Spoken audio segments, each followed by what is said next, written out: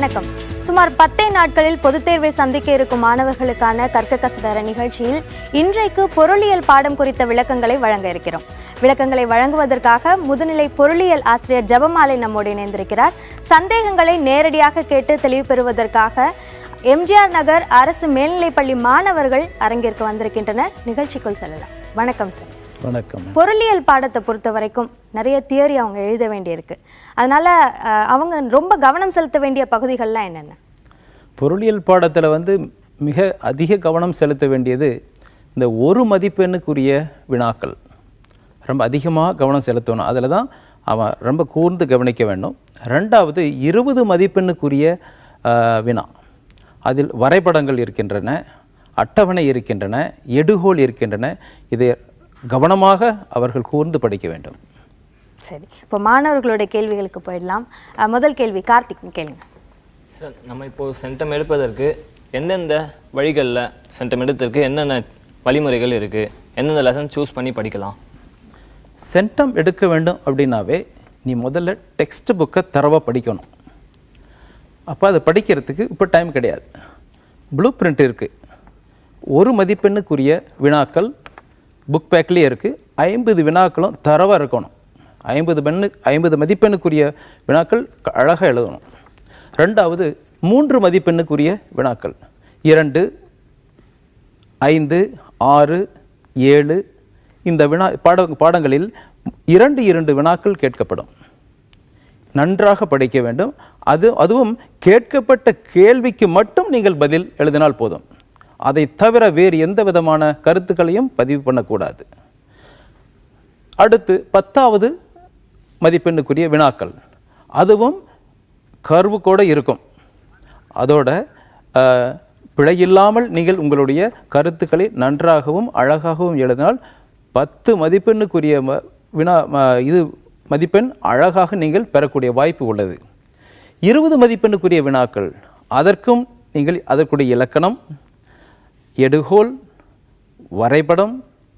வரைபடத்துக்குரிய விளக்கம் இவை எழுதினால் மட்டும் போதும். 20க்கு 20 மதிப்பெண் அழகாக பெற முடியும். வாட்ஸ்அப் மூலமாக நிறைய மாணவர்கள் அவங்களோட சந்தேகத்தை கேட்டிருக்காங்க. அந்த வகையில் கொளத்தூர்லேருந்து ஆதித்யா என்ற மாணவருடைய கேள்வி, 3, 4, 8வது பாடங்களில் பகுதி 4 இடம்பெறும் வினாக்கள் பாடத்தின் உள்ளிருந்து கேட்கப்படுமா அப்படின்னு கேட்டிருக்காரு.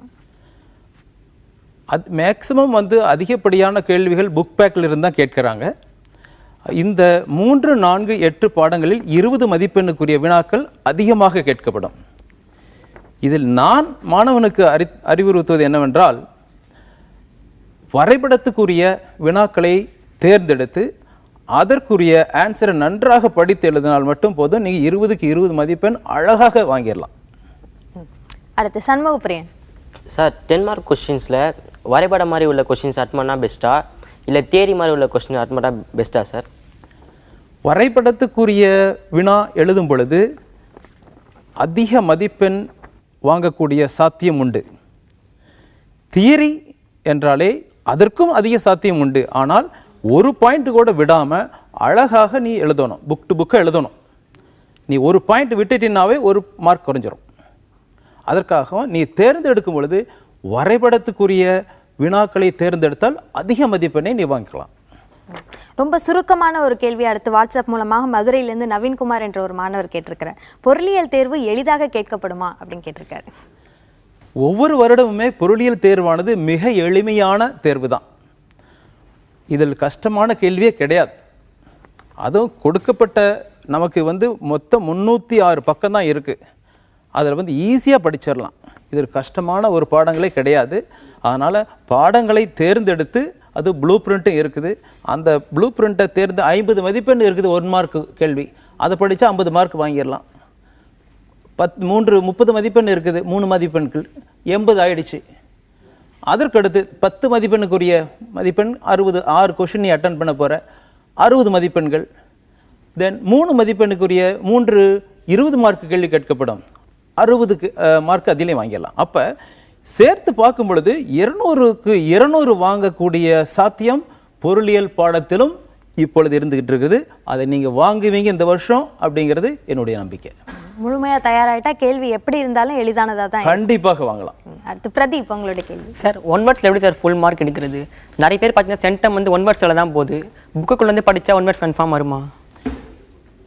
ஒன் வேர்டு மதிப்பெண்ணுக்குரிய வினாக்கள் மட்டும் நீங்கள் எழுதும் பொழுது மிக கவனமாக எழுதணும். பர்டிகுலராக பேர் எழுதும் பொழுது அந்த பெயர்கள் தவறு இல்லாமல் பிழை இல்லாமல் எழுதணும். அதே மாதிரி ஸ்பெல்லிங் மிஸ்டேக் இல்லாமல் எழுதணும். ஏன்னா 200க்கு 200 வரும் பொழுது இந்த ஏரியா எல்லாத்தையும் கவனிப்பாங்க. அதனால் பிழை இல்லாமல் நீ எழுதினால் கண்டிப்பாக 50க்கு 50 மதிப்பெண் நீ வாங்கிக்கலாம். அடுத்து தொலைபேசி இணைப்பில் சிவகாசியிலிருந்து அர்ச்சனா இணைந்திருக்கிறீங்க. உங்களுடைய கேள்வியை கேட்கலாம் அர்ச்சனா. இது 1 மார்க் ஒரு மதிப்பெண்ல என்ன சந்தேகம் கேளுங்க.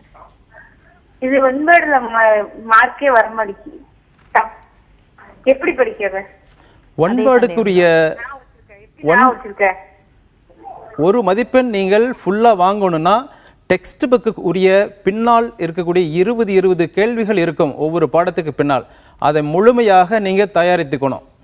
அதை தயாரிச்சிட்டுனா நீங்கள் கண்டிப்பாக நீங்கள் 50 மதிப்பெண் ஈஸியாக நீங்கள் பெற்றலாம். ஓகே. அடுத்து வாட்ஸ்அப் மூலமாக ஜெய் என்ற மாணவருடைய கேள்வி, பிரேக் ஈவன் பாயிண்ட் குறித்து விளக்கவும் அப்படி கேட்டிருக்காங்க. பிரேக் ஈவன் பாயிண்ட் அப்படின்னாவே இது வந்து மேக்ரோ எக்கனாமிக்கில் வருது. அப்போ பார்க்கும் பொழுது அங்கே கன்சம்ஷன் கர்வ் இருக்கும், இன்கம் கர்வ் இருக்கும், இன்வெஸ்ட்மெண்ட் கர்வ் இருக்குது. அப்போ இந்த aggregate demand aggregate supply curve வந்து ரெண்டையும் இன்டர்செக்டிங் பாயிண்ட்டை தான் நாம் வந்து பிரேக் ஈவன் பாயிண்ட்னு சொல்கிறோம். இந்த பிரேக் ஈவன் பாயிண்டில் இதில் இருந்து தான் த கன்சம்ஷன் இன்கம் ஈக்குவல் ஆகுது. இதை ஒவ்வொன்றாக நீ எழுதணும். கன்சம்ஷன்னா என்ன, இன்வெஸ்ட்மெண்ட்னா என்ன, இன்கம்னா என்ன அப்படின்னு எழுதிட்டு இங்கே கவனிக்க வேண்டியது முக்கியமானது, இந்த கன்சம்ஷன் கர்வ் வந்து எபவ் தி ஆரிஜின் இருக்கணும். எல்லாரும் என்ன பண்ணுறாங்க, அந்த 45 டிகிரியெல்லாம் ஆரிஜில் இருந்தே போட்டுருவீங்க. அது தவறாக போயிடும். ஏன் அப்படின்னா விளக்கம் அதுக்கு, ஒருத்தன் வந்து இன்கம் ஏர்ன் பண்ணாமையே அவன் கன்சியூம் பண்ணுறான். அதனால தான் அந்த கர்வ் வந்து அபவ் தி ஆரிஜின் இருக்குது அப்படிங்கிறது நீ விளக்கப்படுத்தி காமிக்கணும். அடுத்து தொலைபேசி இணைப்பில் சென்னையிலிருந்து சாந்தினி உங்களுடைய கேள்வி கேட்கலாம். ஹலோ, சொல்லுங்க சாந்தினி. ஹலோ, இந்த மாதிரி டயக்ராம்ஸ்க்கெல்லாம் எவ்வளோ மார்க் குறைப்பாங்க?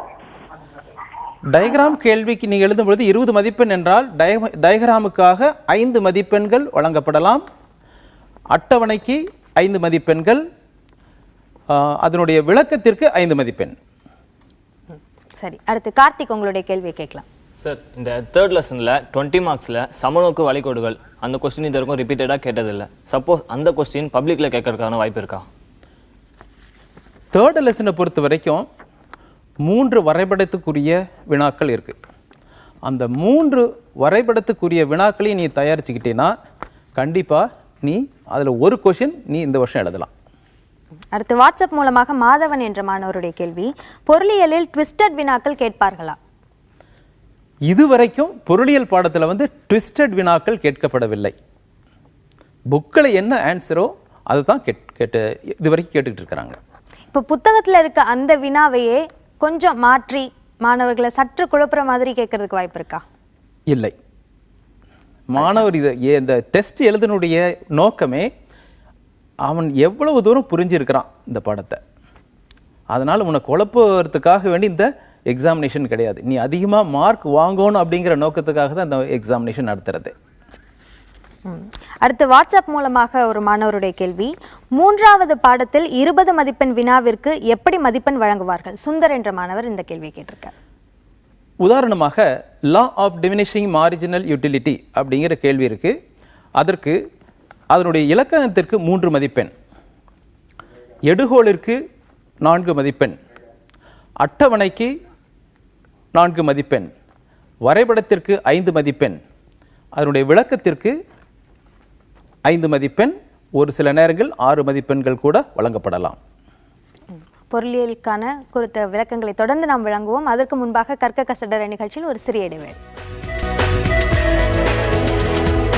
கற்க கசடர நிகழ்ச்சி தொடர்கிறது. வாட்ஸ்அப் மூலமாக சுரேஷ் காமராஜ் என்பவர் கேட்டிருக்கும் கேள்வி, பாடம் 1 வினா எண் 34, 35க்கான விடைகளை சற்று விளக்கமாக கூறவும். புத்தகத்தில் வேறு மாதிரி வழங்கப்பட்டிருக்கிறதா ஒரு சந்தேகத்தை கேட்டிருக்கார். முதல் பாடத்தில் உள்ள கேள்வி வந்து ஒவ்வொரு வருடமும் 20 மதிப்பெண்ணுக்குரிய வினாக்கள் தான். அதில் அதற்குரிய ஆன்சரை வந்து ஃபஸ்ட்டு பக்கத்திலே இருக்குது, நீங்கள் அதை படிச்சுக்கலாம். ஓகே, அடுத்து மாணவர்களுடைய கேள்விக்கு போகலாம். சண்முகப்பிரியன் சார், 3 மார்க் கொஷின்ஸில் சில கொஷின்ஸ் வந்து 2-3 லைன்ஸில் இருக்குது சார். அந்த மாதிரி கொஷின்ஸுக்கு ஃபுல் மார்க் கொடுப்பாங்களா? 3 மதிப்பெண்ணுக்குரிய வினாக்கள் என்றைக்குமே பாருங்கள், என்ன கேள்வி கேட்கப்படுறாங்களோ அதற்கு மட்டும்தான் நீங்கள் ஆன்சர் பண்ணணும். 3 மதிப்பெண்ணா 3 பாயிண்ட் இருக்கும்.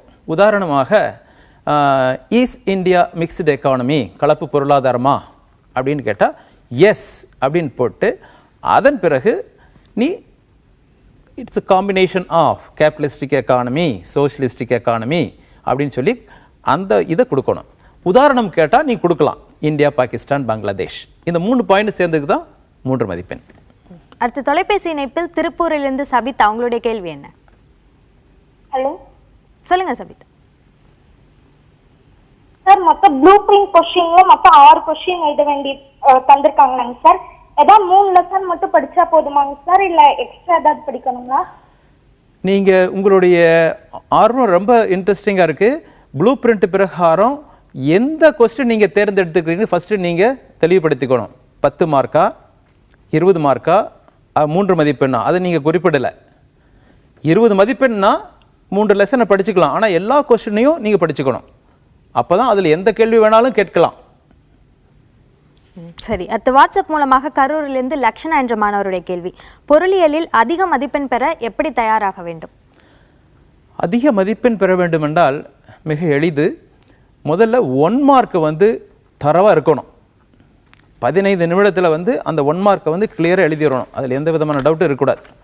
ரெண்டாவது, 3 மதிப்பெண்ணுக்குரிய வினாக்களும் எது ஈஸியாக இருக்குது உங்களுக்கு அங்கே சாய்ஸ் இருக்குது, கரெக்டாக தெரிஞ்ச ஆன்சரை மட்டும் நீங்கள் எழுதணும். அடுத்து 10 மதிப்பெண்ணுக்குரிய வினா, 6 கேள்விக்கு நீங்கள் ஆன்சர் பண்ணுறீங்க. அந்த 6 வினாவுக்கும் தெரிஞ்ச எது 100% உனக்கு தெரியுதோ அதை மட்டும் அழகாக நீங்கள் எழுதிட்டு வாங்க, அது மட்டும் போதும். தென் 20 மதிப்பெண்ணுக்குரிய வினா, அட்டவணை கர்வ் பேஸ்டு கொஸ்டின்ஸ், அதை நீ அட்டன் பண்ணு, அது ஃபுல் மார்க் வாங்கலாம். அப்போ 200க்கு 200 வாங்கக்கூடிய சாத்தியம் அருகில் இருக்குது. அடுத்து வாட்ஸ்அப் மூலமாக மகேஷ் என்ற மாணவருடைய கேள்வி, 20 மதிப்பெண் வினாவிற்கு முழு மதிப்பெண் எப்படி வாங்குவது? இன்னொரு மாணவரும் அது சார்ந்த ஒரு கேள்வியை கேட்டிருக்காரு, அதுக்கு எப்படி நேரத்தை கையாளுறது அப்படின்னு கேட்டிருக்காரு. 20 மதிப்பெண்ணுக்குரிய வினாவிற்கு நீங்கள் 15 நிமிடம் தான் எடுத்துக்கொள்ள வேண்டும்.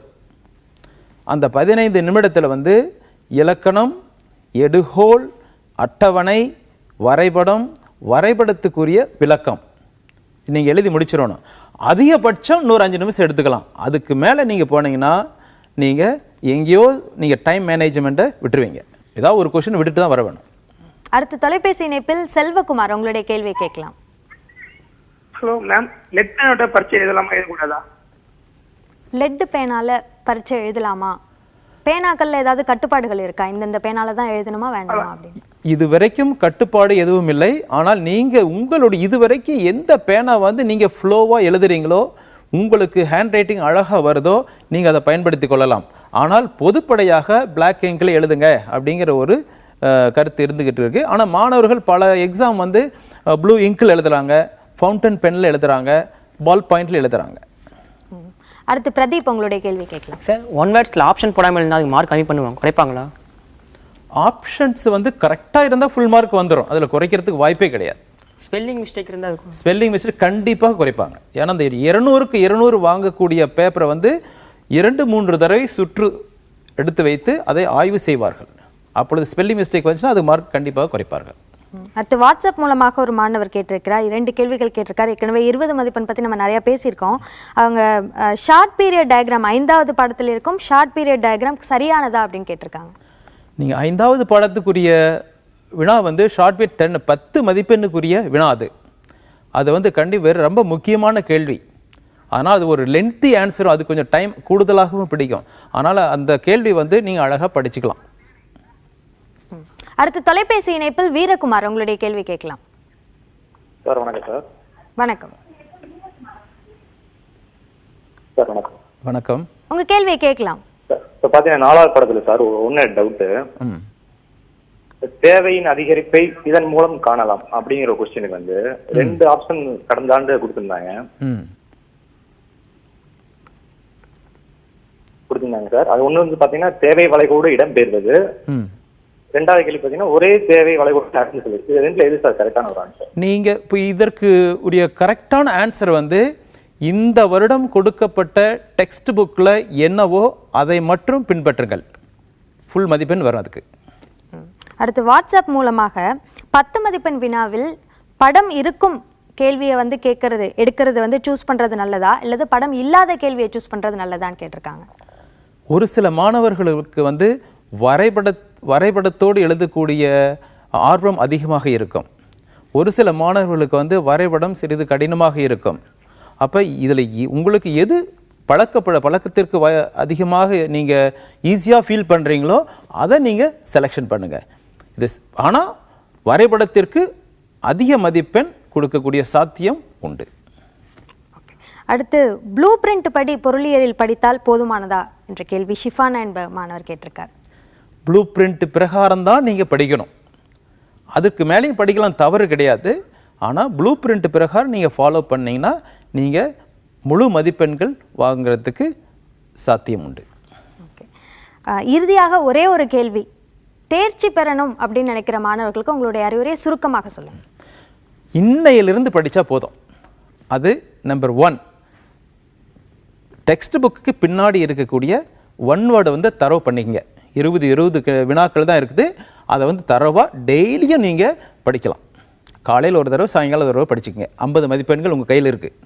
2வது 3 மதிப்பெண்ணுக்குரிய வினா 2, 5, 6, 7 இந்த பாடங்களில் பார்ட் பின்னு இருக்கும், அதை மட்டும் நீங்கள் தயாரிச்சிங்க. 10 வினாக்கள் கேட்கப்படும், அதை படிச்சிட்டிங்கன்னா போதும். அப்போ 80 மதிப்பெண்கள் வந்துடுது. அடுத்து 4வது பாடத்தில் வந்து 20 வினாக்களுடைய 2 கேள்வி தான் உண்டு. அந்த 2 கேள்வியும் தயாரிச்சிங்க. நீங்கள் அதிகபட்சம் கண்டிப்பாக 100 மார்க்கு மேலே வாங்கலாம். நிச்சயமா இவ்வளவு நேரம் நீங்கள் கொடுத்த விளக்கங்கள் நிச்சயமா எல்லா விதமான மாணவர்களுக்கும் பயனுள்ளதாக அமைஞ்சிருக்கும். உங்களுடைய வருகைக்கு நன்றி. நீங்களும் அரங்கிற்கு வந்து உங்களுடைய கேள்விகளை கேட்டதற்கு நன்றி. கற்க கசடர நிகழ்ச்சியில் கேட்க நினைக்கும் கேள்விகளை 7550011894 என்ற வாட்ஸ்அப் எண்ணில் குறுஞ்செய்தியாகவோ வீடியோ பதிவாகவோ கேட்கலாம். அதேபோல் இந்நிகழ்ச்சியில் கேட்க நினைக்கும் கேள்விகளை புதிய தலைமுறையின் ஃபேஸ்புக், ட்விட்டர் பக்கங்களிலும் கேட்டால் அதற்கான விளக்கங்கள் இந்நிகழ்ச்சியில் வழங்கப்படும். இந்நிகழ்ச்சியின் மறு ஒளிபரப்பு அடுத்த நாள் காலை 5:30 மணிக்கு. கற்க கசடர நிகழ்ச்சியின் காட்சி தொகுப்புகளை www.pudiyatalamurai.com என்ற இணையதளத்திலும் யூடியூபிலும் பார்க்கலாம். அடுத்த நிகழ்ச்சியில் பிசினஸ் மேக்ஸ், அதாவது வணிக கணிதம் பாடம் குறித்த விளக்கங்கள் வழங்கப்படும். அண்மை செய்திகளுக்கு தொடர்ந்து இணைந்திருங்கள் புதிய தலைமுறையோடு.